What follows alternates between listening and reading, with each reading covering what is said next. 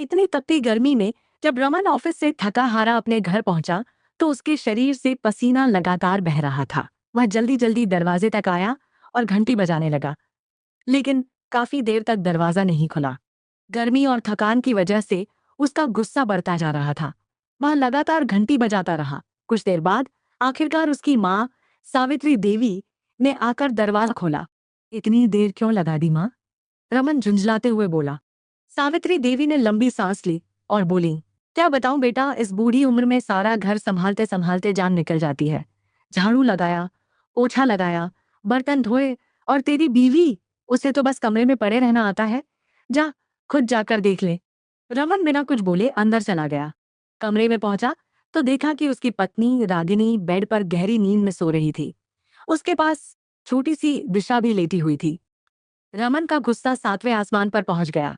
वह मन ही मन सोचने लगा, मैं पूरा दिन ऑफिस में खटता हूँ और ये यहाँ आराम से सो रही है। उसी समय दिशा हल्का सा हिली तो रागिनी की आंख खुल गई। वह जल्दी से उठी और बेटी को गोद में लेकर उसका फीडर धोने लगी। लेकिन रमन का गुस्सा शांत नहीं हुआ था। वह बाहर हाथ मुंह धोने चला गया। तभी उसकी माँ फिर उसके पास आकर बोली, देख लिया ना बेटा, अपनी आंखों से, तेरे जाने के बाद यही हाल रहता है। घर का सारा काम मैं करती हूँ और तेरी बीवी आराम फरमाती रहती है। रमन चुप रहा, लेकिन उसके मन में पत्नी के लिए नाराजगी भरती जा रही थी। रात को दिशा लगातार रो रही थी। रागिनी उसे चुप कराने में लगी हुई थी। कभी गोद में उठाती, कभी कमरे में टहलती। लेकिन रमन को नींद खराब होने पर गुस्सा आ रहा था। तुमने तो दिन भर सो लिया, अब मेरी नींद भी खराब करोगी? वह चिढ़कर बोला। इसे लेकर दूसरे कमरे में चली जाओ। रागिनी चुपचाप दिशा को लेकर दूसरे कमरे में चली गई। वह पूरी रात जागती रही, लेकिन रमन आराम से सो गया। अगली सुबह ऑफिस में भी उसका मूड खराब था। सिर दर्द से फटा जा रहा था। नींद पूरी नहीं हुई थी। ऊपर से बॉस ने भी बहुत काम दे रखा था। शाम को जब वह घर लौटा तो फिर वही दृश्य था। रागिनी कमरे में बैठी थी। दिशा उसकी गोद में थी। रमन ने गुस्से से पूछा, अब जागी हो तुम? रागिनी धीरे से बोली, अभी अभी दिशा को दवाई देकर सुलाया था, उसके पेट में दर्द था। इतने में माँ फिर आ गई। रमन बेटा, तेरी बीवी कुछ नहीं करती, बस कमरे में पड़ी रहती है। अब रमन का गुस्सा फूट पड़ा। वह सीधा किचन में गया, जहां रागिनी चाय बना रही थी। आखिर करती क्या हो तुम इस घर में? रमन जोर से चिल्लाया। मेरी माँ इस उम्र में काम करे और तुम आराम करो, शर्म नहीं आती? रागिनी हैरानी से उसे देखती रह गई। धीरे से बोली, मैं सारा काम करती हूँ। रमन रात भर दिशा ने सोने नहीं दिया था, इसलिए थोड़ी देर लेट गई थी। लेकिन रमन सुनने को तैयार नहीं था। बस, बहुत हो गया। अगर इतना ही आराम करना है तो अपने मायके चली जाओ। रागिनी की आंखों में आंसू आ गए, लेकिन उसने कोई जवाब नहीं दिया। वह चुपचाप कमरे में गई और अपने भाई को फोन कर दिया। करीब आधे घंटे बाद रागिनी का भाई घर के बाहर आकर खड़ा हो गया। बाहर गाड़ी का हॉर्न लगातार बज रहा था। रागिनी चुपचाप अलमारी खोलकर अपना सामान रखने लगी। उसकी आंखों से आंसू लगातार बह रहे थे।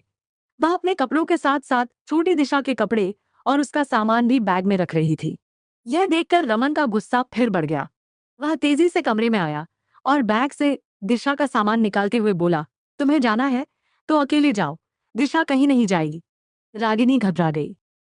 रमन, दिशा मेरे बिना नहीं रह पाएगी, अभी बहुत छोटी है, वह रोते हुए बोली। लेकिन रमन का दिल पत्थर बना हुआ था।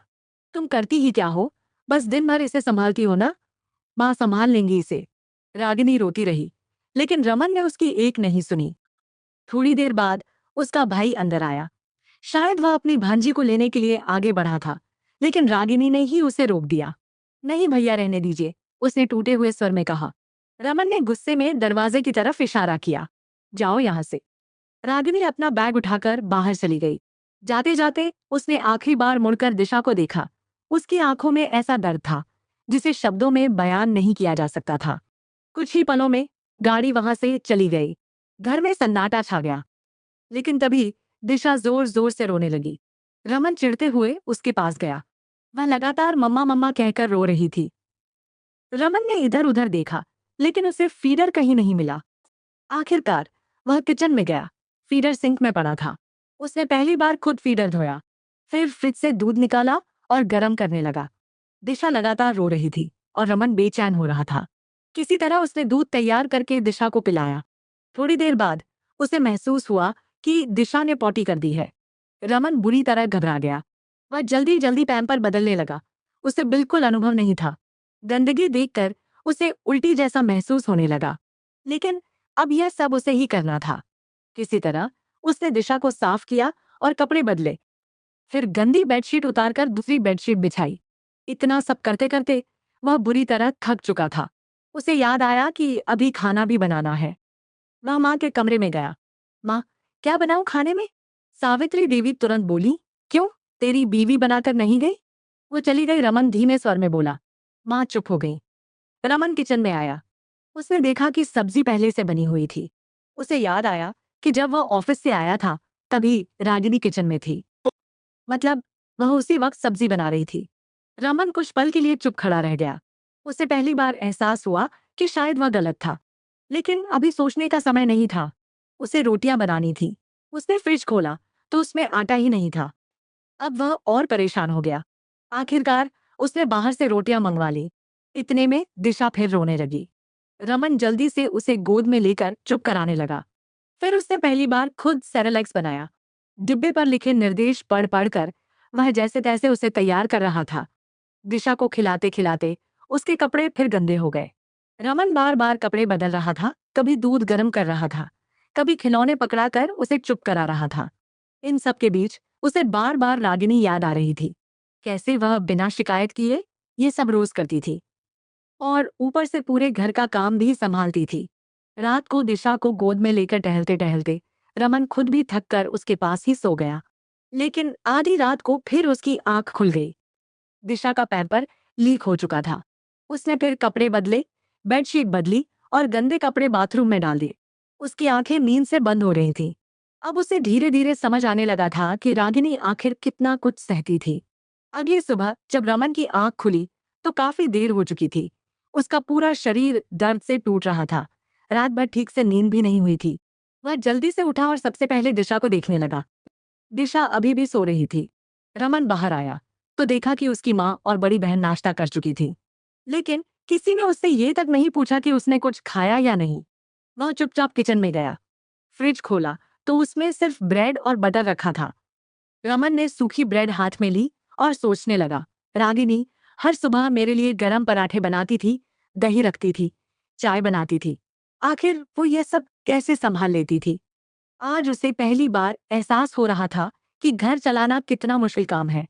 उसने जल्दी जल्दी ब्रेड खाई और ऑफिस के लिए तैयार होने लगा। लेकिन कपड़े निकालते समय फिर परेशान हो गया। उसे समझ ही नहीं आ रहा था कि कौन सी शर्ट प्रेस है और कौन सी नहीं। तभी उसकी नजर अलमारी में टंगे प्रेस किए हुए कपड़ों पर पड़ी। वह कुछ पल चुप खड़ा रहा। रागिनी जाते जाते भी उसके लिए कपड़े तैयार करके गई थी। रमन की आंखें झुक गईं। वह दिशा को माँ के पास छोड़कर ऑफिस चला गया। लेकिन पूरे दिन उसका मन काम में नहीं लगा। बार बार उसे रागिनी की बातें याद आ रही थी। कैसे वह बिना शिकायत किए घर संभालती थी, कैसे रात भर जागकर दिशा को चुप कराती थी, कैसे उसकी माँ के लिए अलग परहेजी खाना बनाती थी और कैसे हर रात उसके थके हुए सिर को दबाया करती थी।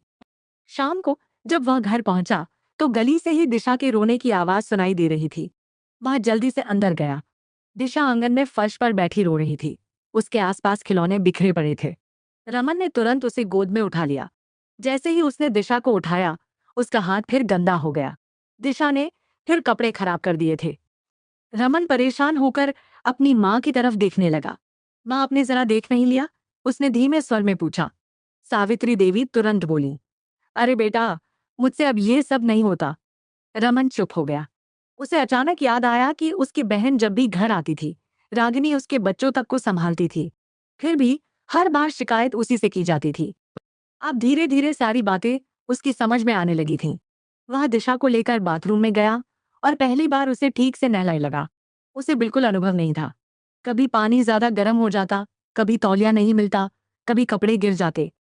लेकिन रागिनी ने कभी यह सब जताया ही नहीं था कि यह कितना मुश्किल है।